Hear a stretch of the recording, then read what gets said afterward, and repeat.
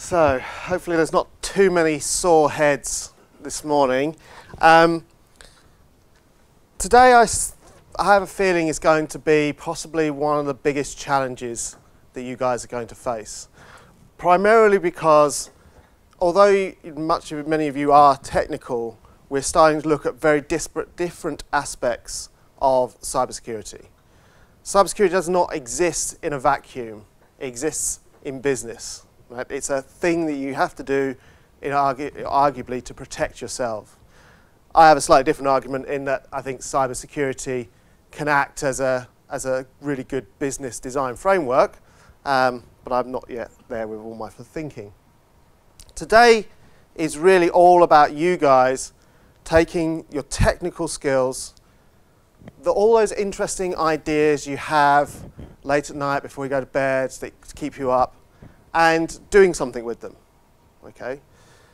We're going to have 5 seed ideas, seed areas, which I'll talk about in a moment, that we want you to think about and design a business proposition in those particular spaces. The concept here is you guys are technically good. Okay? You've learned a lot of stuff yesterday, but now we're going to give you those skills that will help you to develop your concepts, your business ideas, and understand how this process works inside businesses. As Mark mentioned last night at the keynote talk, businesses have very different approaches on how to take this through. HP has got this innovation hothouse program in order to take ideas through very quickly. So innovation and creativity is a key part of business. But we want to move away from this idea that functionality comes first, rapid prototyping, and then we go, oops, we've got customers, now we have to work out how to protect it. Let's think about how we can get security embedded in the actual technologies and the products you're developing. And so if you guys, as senior technologists, security specialists, can engage with that business and those innovative, creative people very early on, talk their same language, you'll be able to influence the design and the functionality of those products that are coming out. Okay. Business is, and business skills are an incredibly important capability that you guys are going to need to have. I'm sure you've heard it time and again that actually the biggest cybersecurity issue is not the technology. By and large, we can build technology to do whatever we want it to do.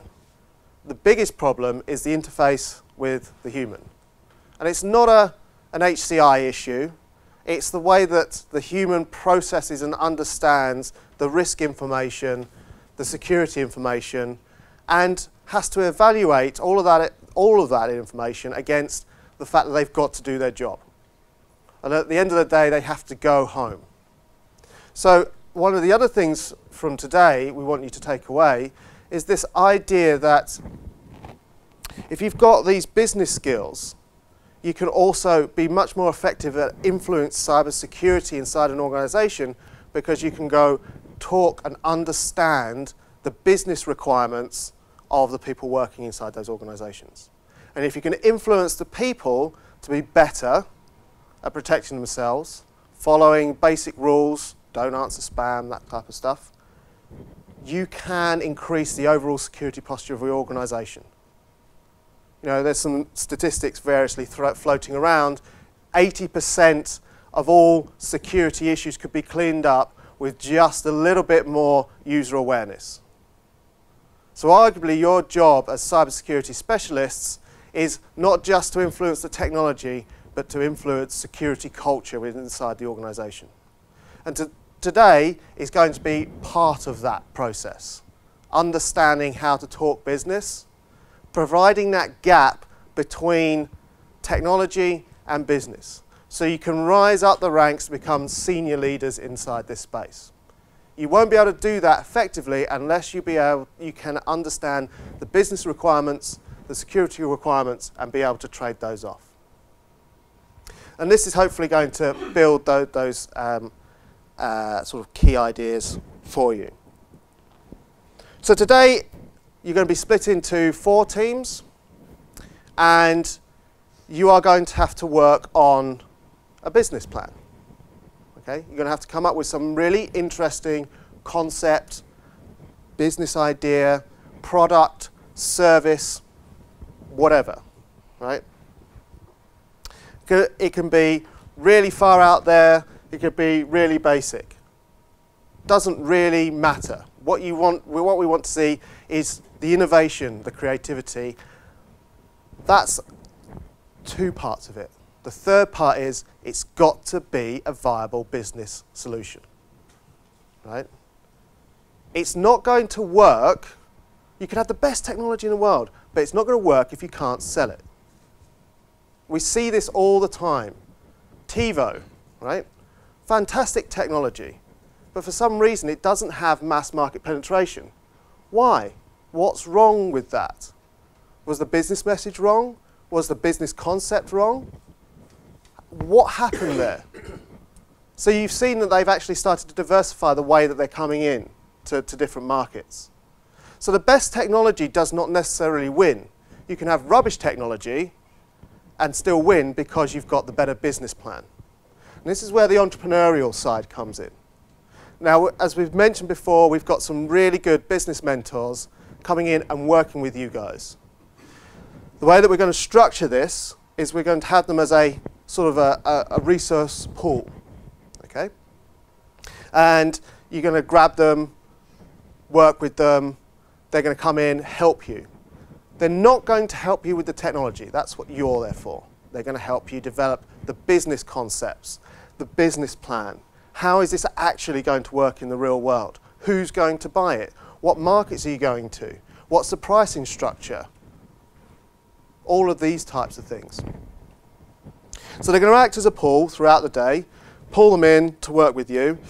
So there's going to be a bit of getting to know what the mentors do, what their specialised areas are. We've got mentors from a range of different companies, with different specialisms. So you can pull them in, thinking about marketing, thinking about sort of consulting services side.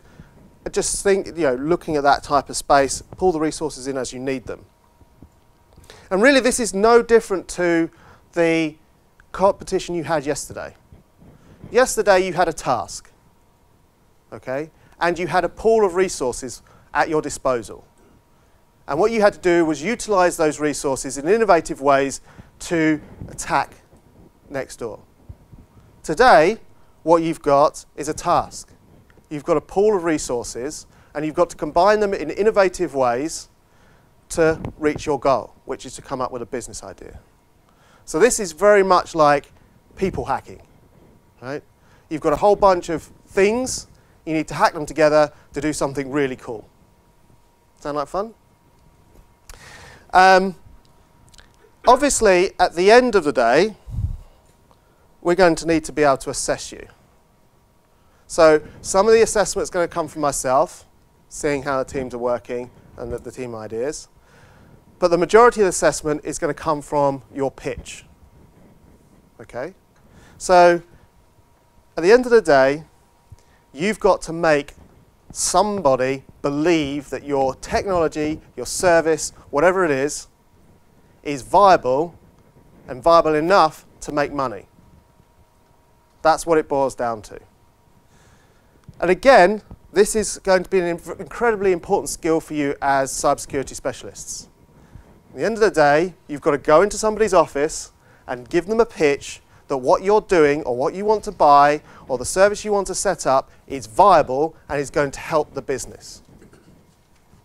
That's going to be key for you as successful cybersecurity specialists. Not going, I can protect you, but this product, this service, this security concept is going to help the business. And that's going to be an important skill for you. This evening, you've got a 5-minute pitch.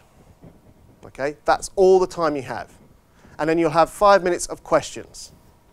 So this is like the elevator pitch on steroids. Okay? You're going to have to be really on the ball, get your ideas across. One of the things we want you to do Normally I'd say it's 5 minutes, 3 slides. But I don't want to see slides. I want you to pitch in the most innovative and creative way that you possibly can. It's innovation and creativity, obviously. Think about how you can do that. Mixed media, bit of multimedia presentation, bit of video. How are you going to get those key ideas across in that short amount of time so that they really stick? You're completely open. I don't care how you do it. If you want to use slides, that's fine. But anything goes. Okay? You've got 5 minutes. Make it a sticky idea. The dragons, there's 3 of them. They are going to then, at the end of that, assess you. Okay? And we're going to announce the winners after that. In terms of the pitch, you're allowed 2 people from your team to go up. That's it. You can have them both speaking or one person speaking. It's up to you. Or nobody speaking, depending on how you're presenting your pitch. Some sort of performance mime piece. Abstract dance, I don't know. So you've got 2 people that can go up. Okay? That's it.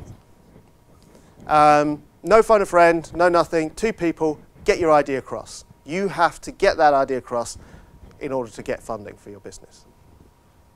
So it's all about fun, being creative, just letting your imaginations run really wild with this. So if we go on to what we're looking at, been looking at some of the key issues, okay, that we think some real innovative ideas could help solve. So bring your own device. Massive, massive problem, particularly for smaller enterprises, okay, where Lancaster University has the capability to go, you've got a phone. It's a university piece of property. I'm going to lock it down for you. Right? Fine. But actually, bring your own device for smaller organisations where they don't have that capability, they don't have that funding, they're relying on people coming to work with their devices and syncing their email. It's a big problem. Tablets, everything's going mobile. Right? So bring your own device is basically deteriorating our perimeter. What can you do in that space? Is there something innovative, creative that you can do there? Can you turn it into a business idea? The cloud. We know the cloud is coming, or already here. It's radically changing business models fundamentally, but it's also radically changing the information landscape. Do businesses, when they sign up for a Google Cloud service or Amazon, actually think about where their data is being stored? What implications that has for their business? What implications that has for regulation? What can you do in that space to help companies of all sizes? Not just consumers, but think about providers. What would it look like if you were working for one of these big cloud providers and you wanted to sell to SMEs? How can you help sell that service? One of probably the biggest security issues going forward is insider threat, the human aspect. And not just malicious insider agents, the person that's infiltrated your organization, which you all fell foul to yesterday. But those that actually have accidents, leave stuff on the train, accidentally post something up on the web they shouldn't have done, accidentally email classified document to everybody inside the organization because they've hit the wrong email list. It's a big problem. How are you going to deal with that? E-commerce. This country runs on e-commerce now. Nearly all forms of transaction are digital. Depending on how paranoid you are, you take cash out, but it's a digital transaction to get that money out of an access point.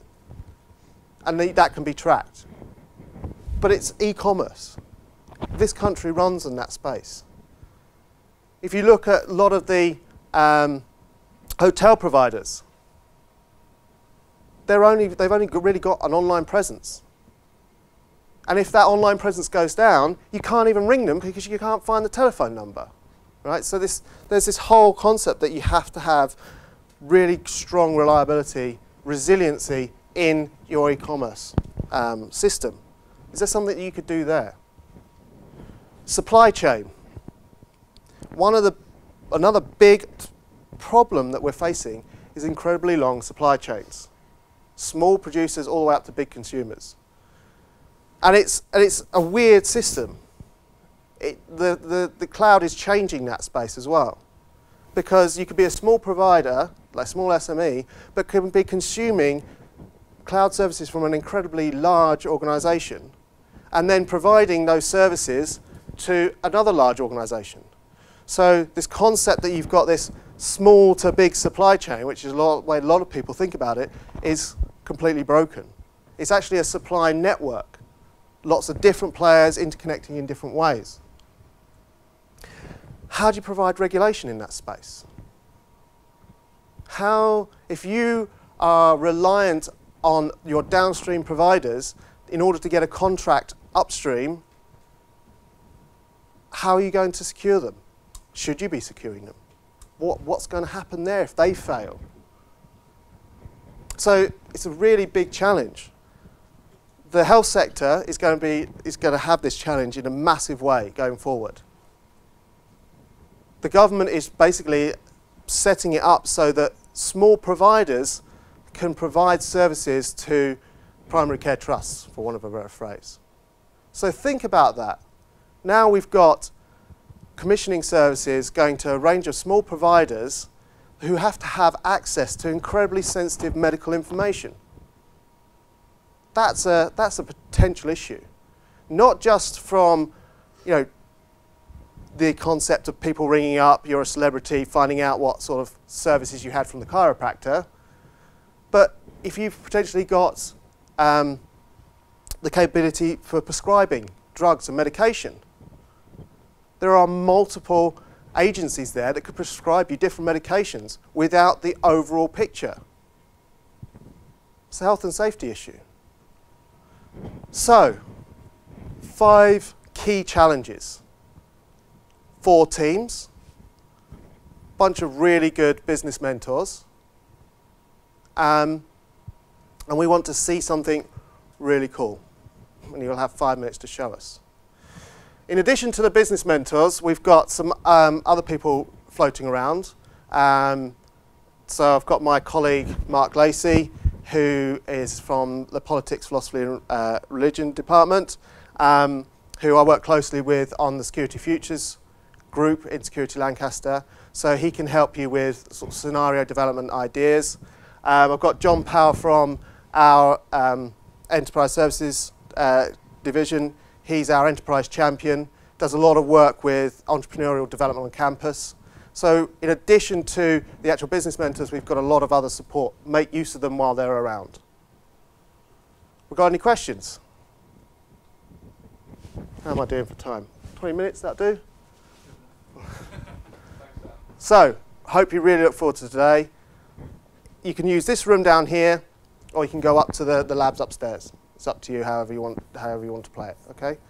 Oh, the other thing I should say. This is also a proper cybersecurity challenge. What you are doing is you're developing IP. Cybersecurity is also about protecting IP. Social engineering is not out of scope. However, social engineering will not be done by the challenge staff today. I believe you, Mel, yeah. Okay, have a great day. I'm going to be floating around, staff are going to be floating around. I hope you enjoy it. Let's go. One quick question. Yeah. Do we get to choose any one of those 5? Yep. Yeah. You can do whatever you want. It's not one per group of devs. No. So we could end up with all 4 in bring your own device. It's entirely up to you. You know, that's your choice. The last question really is who owns the IP for any presentation? Very good question. Well, the team that develops it would be the team that owns it. But obviously, one of the things you've got to remember is that we are filming all of this. It will be made available. If you develop a great idea, get it patented first. Yeah. Good luck. But so yeah, you know, but if there's, work with your business mentors on this. If your business mentors say, look, okay, actually I think this is really, really good, commercially viable, come and find John and myself, and we can and work with them. We can say, look, okay, you can still present, but maybe we just need to manage that expectation on what gets put out there. Because you know, part of this is you could come up with something that is amazing and commercially viable, right? And if you do, we want to be able to protect that. We want to be able to protect that for you. But equally, we still need to be able to mark you, right? So, and we still need to create good footage for the camp. Okay? Go to it.